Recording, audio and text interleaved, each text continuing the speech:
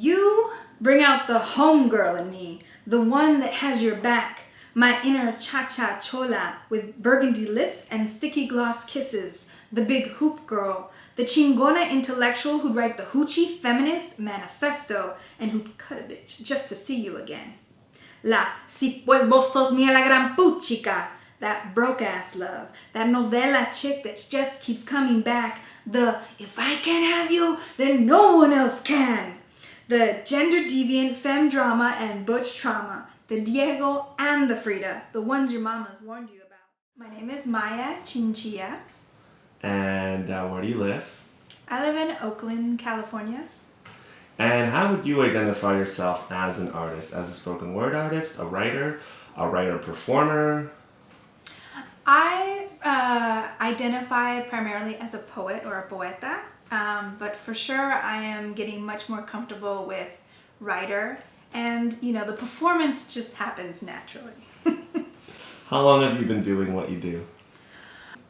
I would say being an actual poet is about 10 years. I mean, I've always done something creative, but really taking it serious, so I would say taking poetry seriously about 10 years, give or take. Mm-hmm. What is your favorite part about it right now? I just really feel like the arts and poetry in particular are transformative. There's all this possibility. I teach students who don't tend to like reading and writing, and poetry has been one of the ways that I inspire them and get them to think outside the box. And what's your favorite place in the Bay Area to go listen to poetry out loud? My first instinct is to say Galeria de la Raza, but also whenever poetry happens in like a restaurant or near a BART station or somewhere unexpected. So you live in Oakland. What's one of your favorite parts about Oakland? I love the history of Oakland. I love the resilience of the people. I love that so many people come to Oakland. I love that Oakland is notorious and that you can't really understand Oakland unless you're there. What's your favorite place to eat in Oakland? Huarache Azteca. It's in the Fruit Bell. I also like Flacos Tacos, but that's probably on the border between Oakland and Berkeley. Waffles or pancakes? French toast.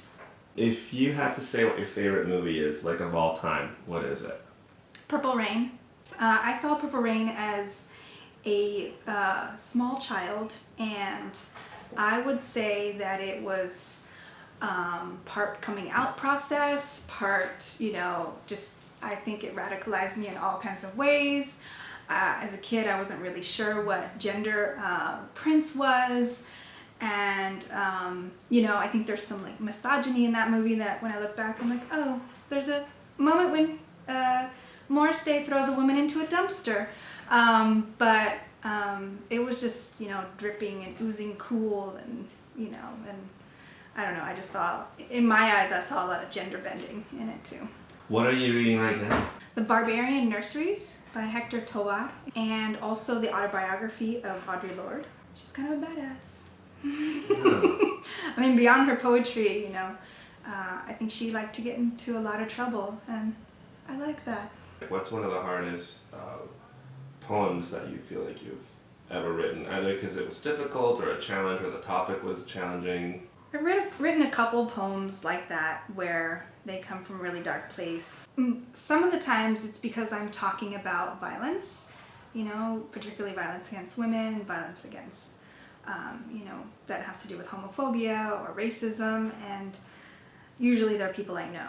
So they're either about myself or people I know. And I'm always trying to find some way to not just re-trigger myself or an audience and, tell a story that humanizes people involved, that shows my love and affection for them, that, possibly raises questions, but that also, has a lightness through it. I mean, I don't know if I always do this on purpose, but that tends to be the case. Do you have any rituals when you write? Do you have a writing space? Any superstitions?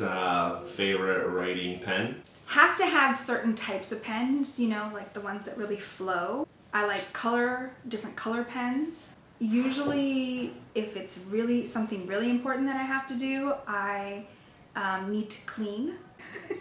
You know, so cleaning and like getting physical. You know, I like to do a lot of things that I probably don't need to do, but it is sort of part of the process of like getting into the skin of it. I love writing with other people. I love writing in workshops. When I'm forced to write for even 10 minutes, that is like my most happy space. I also have a candle that's been passed down. It was used in a writing workshop with Cherie Moraga, and she gave it to one of the organizers of the writing workshop, Vicky Bertiz, who's a friend of mine, and when she knew that I was starting to write a book, she gave me the candle. So when I'm done with that book, I'm gonna hand that candle to someone else, because it's definitely got a beautiful energy to it. She says, everything will be cool. He says, nothing has been cool since. Es imposible, mi cielo, tan separados vivir, tan separados